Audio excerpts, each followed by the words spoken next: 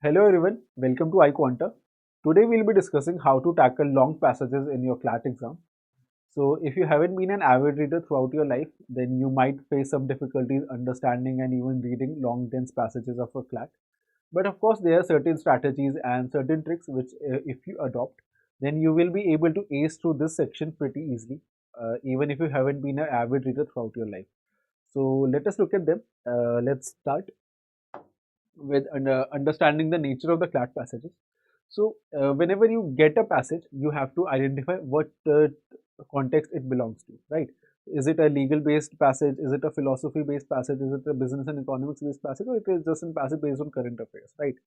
So, this is the overview of all the CLAT passages which you may find in your exam. They might be legal based, they might be politics based, they might be business and economics based, right? And as you can see, most the length of those passages is mostly 400 to 500 words, which is fairly long if you haven't been in the habit of reading. So tackling 400 to 500 word passages becomes quite a task if you haven't been an avid reader.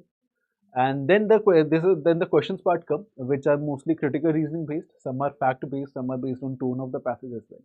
So this is the overview of the passages you will find in your CLAT exam. The context of the passage is first given, which is basically the genre of the passage, philosophy based, philosophy based, arts and literature based, etc. Right, and then the length of the passage is fixed. It's around 400 to 500 words, and then the questions which are based on critical reasoning, fact based, or tone of the author. Right. Let's move on and see how do you approach reading comprehension passage and how to tackle it pretty easily. So the first strategy you have to adopt is the skimming through the passage. So how do you exactly skim through the passage? So in the skimming concept, you just look at the important keywords while you're going through the passage. You don't exactly read all of the facts or the details in you don't exactly read all of the facts which are mentioned in the passage. You go through the important points, and you do so by focusing on the starting the two lines and the ending two lines of one paragraph, which often have the main ideas of which are mentioned in the passage. So keep an eye on the initial two lines and the ending two lines of each paragraph. Focus on the quickly reading through the keywords which are you find in the passage, and do not fret over the exact facts which are given in the passage, because obviously you can look at them even afterwards when you are solving the question, so you don't exactly have to understand or remember anything from it, right? Then the next step which you have to identify is the key components which are there in the passage, the first important one being main idea. So main idea is the argument or the central theme of the passage on which the entire passage is based upon. So main idea is given in the passage, and then there are subplots surrounding the main idea which are mentioned in the passage, right? And then you have to identify the tone of the author, whether it is sarcastic, critical, optimistic, or just informative.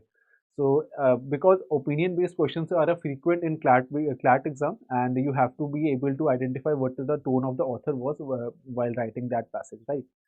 The next important component here is the structure of the passage.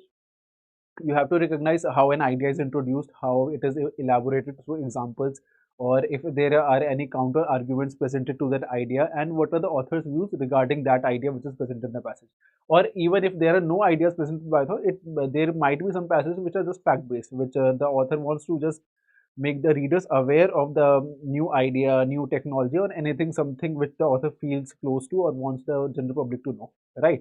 So there might be some passages which do not have any of the opinions mentioned of the author. So you have to also keep an eye on that as well. And the next important point is focusing on the key details. You have to note down the keywords or the key points on which the passage is based upon. Note the keywords down after each paragraph. Write down what exactly the paragraph talks about, and you can of course go back to it while summarizing the passage so that you are able to answer the questions in a better way, right? Moving on, there's also an alternative approach which some of the aspirants follow. As you can see, optional is mentioned here. So this might not necessarily work for you, but of course, there is no harm in giving it a try. So this approach requires you to read the questions first before reading the passage itself, right? What are the benefits of this is that you already know exactly what the questions are, so you will look for those key points while going through the passage and make a note of it, where to find what key point, right? So this will overall reduce your question solving time and will help you skim through the passage better because you already know what all the key points you have to look for if you have read the question before, right? This approach helps many of the aspirants because if they are, let's say, slow in reading, this saves a lot of their time. But it might not necessarily work for you because there are some cases in which questions are asked. So you will just keep on focusing on the keywords here, and you might not be able to understand the grasp of the get the grasp of the passage, right? So if there is a question based on the entirety of the passage, then you might struggle in answering those questions. So this is an alternative approach.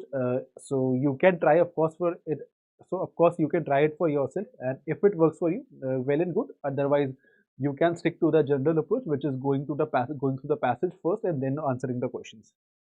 Managing time efficiency, of course, is the next important thing which you have to keep in mind while solving long reading comprehension passages because the time you spend on each passage is very important. You shouldn't be spending more than 4 to 5 minutes on any passage and more than 1 to 1.5 minutes on any question as well.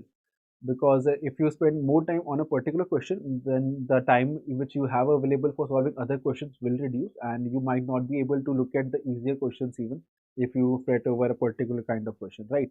So if you're stuck on a question, you have two options to do. If you're stuck between two options, just make an educated guess and move on to the next question. Or otherwise, if you're finding too many close options and you're not exactly sure how to approach a question and how to solve this, then you can just skip it because there will be plenty of easy questions which you have in front of you, and you should be focusing on solving them first, right?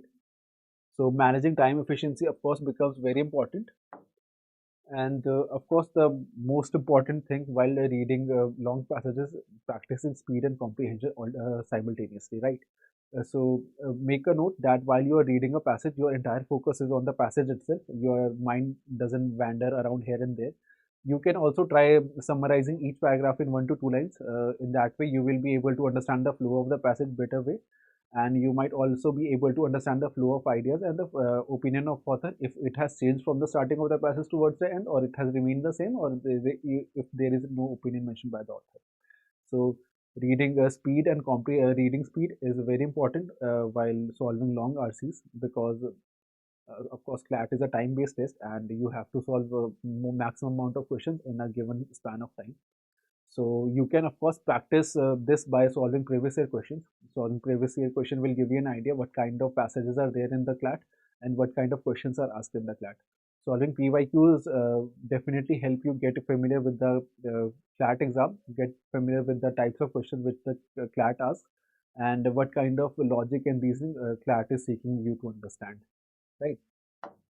So that would be all for tackling long English passages. I hope this video helps you in understanding the approach to solving long RCs. I hope you apply all of the tricks we learned and all of the strategies you can adopt if you want to increase your score in the reading comprehension part. So thank you everyone for tuning in. All the best for your exam.